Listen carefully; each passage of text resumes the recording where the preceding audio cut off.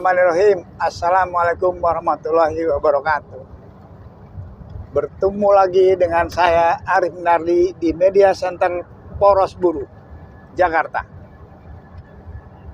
Pada hari ini dalam perjalanan dari Jakarta menuju Boyolali. Nah, kita beberapa sebelumnya kita sudah membahas tentang kemiskinan, data-data dan APBN. Kita lanjut lagi bahwa kenapa kemiskinan di Indonesia masih tetap tinggi dan susah diberantasnya. Ya, pertama, penyusunan APBN sebagai kebijakan fiskal oleh beberapa presiden, utamanya setelah reformasi, itu polanya sama. Ya, jadi APBN disusun hanya nambah kurang. Yang tahun lalu diulang lagi tahun sekarang, diulang lagi tahun depan, karena semua yang membuat birokrasi. Jadi presiden hanya tanda tangan, kemudian presiden titip beberapa janji kampanye, beberapa proyek, udah selesai, seolah-olah esentif. Seharusnya APBN itu dibuat, ya, kalau jadi presiden nih, dia yang mimpin membuat anggaran itu. Coba kita punya uang berapa, itu untuk apa saja, gitu. Nah, kemudian ini khusus kemiskinan, gimana kemiskinan kita, datanya mana, ya kan? Ketika dia nanya data nggak punya, datanya dilihat, coba saya ingin tahu nih, kemiskinan itu posisinya berapa juta, ya itu kan ada punya data tuh di kabupaten di setiap provinsi dan kabupaten dan kota dan desa. Kan setelah itu coba BPS buat, kalau datanya sampai data itu by name by address, ya termasuk keluarganya berapa, penghasilnya berapa, pendidikannya apa. Itu data tuh harus punya lengkap itu. Ya, dan data itu juga selalu update. Karena kemiskinan tuh ada yang kena PHK, ada yang usahanya bangkrut, ya kan. Macam-macam, berarti terus update terus itu. Ya disitulah seni mengelola itu. Pemerintah terus harus seperti itu. Jadi data by name by address. Sehingga ketika dinyatakan dia tidak miskin lagi, jelas. Yang tidak miskin lagi sudah bisa dientaskan sekian juta orang tahun ini. Namanya ini, usahanya ini gitu. Jelas, kalau sekarang kemiskinan turun 0,5%. Siapa yang turun? Saya yakin pasti nggak tahu itu. Karena mereka mendata itu memakai ya kayak quick count itu, ya memakai multi stage random kan gitu kira-kira ya. Saya nggak tahu itu cara yang untuk kemiskinan itu. Dia data sekian juta tuh dari mana? Kalau by address, karena kita ngurus orang langsung. Dan setelah itu baru masuk ke APBN. Karena kemiskinannya sekian, saya punya pendapatan berapa? Pendapatan negara sekian. Oke, saya prioritas mau yang beresin yang miskin dulu. Saya mau tahun depan yang miskin beres. Gimana caranya? Dia bisa hidup layak. Berapa kebutuhan anggaran? Ya kan gitu. Nah, itu harusnya presiden itu. Baru meranggah yang lain. Ya, gaji jelas. Berikan, kalau nggak gaji di demo pasti, ya kan? Mungkin lah hak orang kasih. Prioritasnya apa? Keamanan, pertahanan, pendidikan, gitu, infrastruktur. Nah, berapa masih ada sisa? Baru kemiskinan. Itu ada prioritasnya itu. Ya, bahkan prioritas kemiskinan itu nomor 2 setelah gaji, gitu. Ya, nah itu langsung presiden yang memimpin gitu. Tidak diberikan kepada Kementerian Keuangan, kemudian diberikan lagi kepada menteri-menteri yang lain kayak sekarang ini. ya kan? Menteri kemudian kasih ke dirjen, dirjen kasih ke direktur, direktur nyusul ke subditnya, subdirektorat, kasih seseksi sampai itu, buatlah itu tambah kurang. Ada pakar lah, saya lupa namanya ya, pakar itu tambah kurang saja. Bahkan kalau Stiglitz itu mengatakan bahwa APBN Indonesia itu dibuat oleh orang-orang yang ya orang nggak paham lah, kira-kira gitu bahasanya. Orang-orang yang kemampuannya diragukan. Memang mungkin mereka ada sekolah doktor, master, tapi secara umum dia nggak ngerti. Itu dia ngerti di bidangnya, ya kan, kira-kira gitu. Itulah yang terjadi saat ini. Mengapa APBN itu seperti as usual, seperti rutin tahunan, itu nggak boleh. Presiden itu harus punya visi, saya akan membereskan ini. Jadi agenda pembangunan. Nah, saya prioritas ini itu apa dasarnya? Wah, berarti yang miskin dulu beresin gitu. Karena selama yang miskinnya banyak, akan selalu ada masalah sosial. Gitu. Dan makanya dalam kita membuat itu, kegagalan menghapus kemiskinan di era reformasi, dosa siapa? Itu dosa ya pimpinan, yang tertinggi presiden. Masuk ke DPR. Gitu ya, DPR. Nah, itu dosa tertinggi itu di akhirat nanti itu. Jangan enak-enak aja jadi pemimpin gitu. Ya, kira-kira begitu. Nah, seperti itulah harusnya bernegara itu. Saya pernah jadi anggota DPR dan saya sampaikan, saya sewaktu itu saya nggak setuju dengan anggaran ini.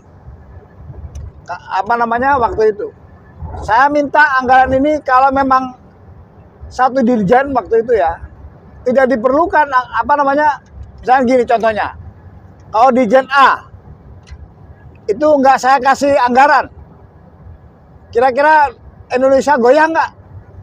Kalau nggak berdampak apa, ya nggak usah dianggarkan.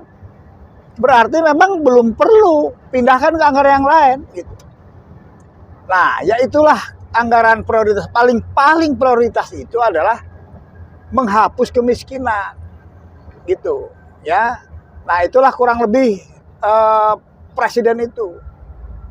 Jadi mulai dari pendataan semua, baru setelah disusunlah anggaran itu sesuai dengan hasil pendataan tadi. Itu berapa uangnya? Ya ini jangan main-main, itu rupiah-rupiah harus dihitung. Itu ya. Dalam episode sebelumnya saya sudah sampaikan bahwa kebocoran anggaran itu ada dua penyebabnya. Ada anggarannya tidak optimal karena dibuat tambah kurang seperti tahun-tahun lalu. Ya, tidak efektif membuat anggarannya. Yang kedua dikorupsi. Kalau tidak efektif mengkorupsinya gampang gitu. Itulah yang terjadi saat ini. Gitu. Ya, itu kurang lebih seperti itulah negara harusnya berbuat. Seorang presiden dulu. Jadi dia jangan kemudian dilantik, duduk ini rutinitas kerja, tanda tangan, nota ini bikin disposisi, tidak begitu. Kalau perlu, yang penting-penting dia tangani sendiri. Keuangan, panggil Menteri Keuangan. Kalau berhari-hari di situ, panggil pakar, panggil ini, susun bersih di situ. Gitu loh. Kementerian, ada 84 kementerian dan lembaga. Dilihat. Wah, ini kementerian ini apa fungsinya? Wah, kalau saya buang kementerian ini gimana? Nggak berdampak, buang. Ini lembaga ini, tidak berdampak, buang. Kalau ini, kalau ini bahaya, ini sangat penting. Tambah anggarannya kalau perlu berbanyak, begitu loh. Gitu. Nah, yang jelas kalau kemiskinan harus diberikan, harus diprioritaskan yang utama. Saya baca ya nota dinas rencana era APBN misalkan. Dari tahun ke tahun selalu ada. Kalau dulu ada pro pure, pro growth, pro green, ya kan? Selalu ada pro pure, ya kan? Pro kemiskinan. Sekarang enggak, kita prioritas kemiskinan, tapi faktanya di anggaran nggak ada itu. Tidak sesuai dengan tema. Itulah kondisi negara kita, para pejabat kita, para pengawas kita. Kenapa? Dia nggak ngerti beresin itu. Taunya ya udahlah kita akan membereskan kemiskinan. membuka lapangan kerja, ini itu, nggak jalan juga gitu, ya kan? Lihat akhir tahun, wah ini kemiskinan kok nggak berkurang. Dia BPS, gimana caranya pokoknya yang menurun? Ya pokoknya turun aja, mau 0,2%, 0,3%, pokoknya turun sehingga dia umumkan. Nah, saya berhasil melakukan itu. Ya kan, udah kasih modal lah. Misalkan jumlah yang miskin menurut BPS 25,9 juta orang. Kalau di jalan keluarga kurang lebih ada 7 juta orang lah, 7 juta kepala keluarga. Ya kan? Kalau satu kepala keluarga itu saya kasih modal 20 juta kali 7 juta, berarti berapa? Cuman 140 triliun. Ya, 20 juta kali 7 juta. 20 kali 7, 140. Juta-juta triliun. 140 triliun. Saya kasih 20 juta tuh. Goblok-goblokan lah. Nih, saya kasih modal. Tahun depannya dilihat. Wah, berapa yang entas? Kita nggak pakai program lah. Biar mereka sendiri lah. Mereka yang mengelola dananya sendiri. Mau dagang ya mau apa. Kasih 20 juta. Tahun depan lihat berapa. Wah, ternyata apa namanya, dari 7 juta keluarga yang miskin, sisa 6 juta misalkan. Itu goblok-goblokan ya. Kasih lagi 20 juta tahun depannya. Kan udah berkurang. Nggak mungkin lah orang nih ingin berubah. Jangan Anda underestimate. Karena ada opini kalau dikasih uang cash nanti mereka malas-malasan. Tidak, ini ya pakailah. Goblok-goblokannya kasih. Ini dana pinjaman loh. Lu bayar itu. Kira-kira gitu. Misalkan kalau ingin apa namanya mendidik misalkan lah ya. Ini kita bicara goblok-goblokan aja. Gitu loh. Kasih hanya 140 triliun, Pak.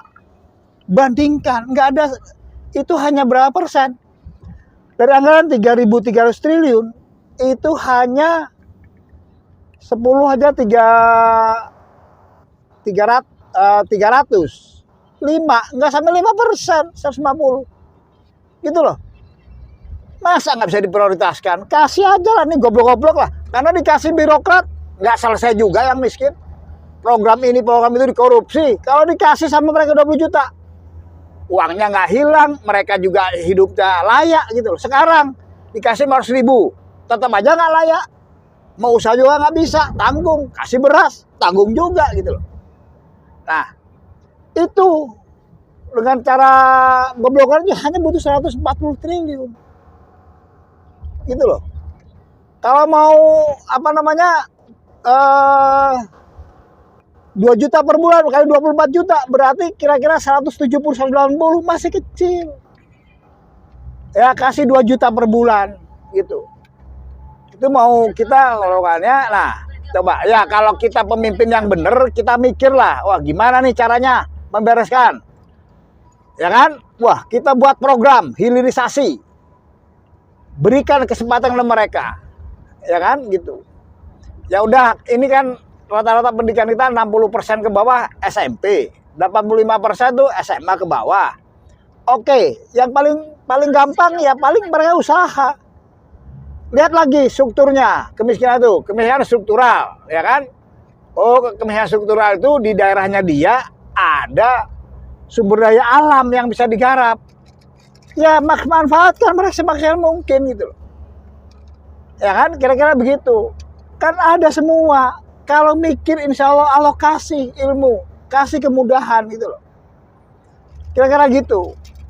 Sederhana sebetulnya. Apa namanya, kalau kita niat bener. Visinya itu loh, yang penting itu. Seorang presiden itu seperti itu.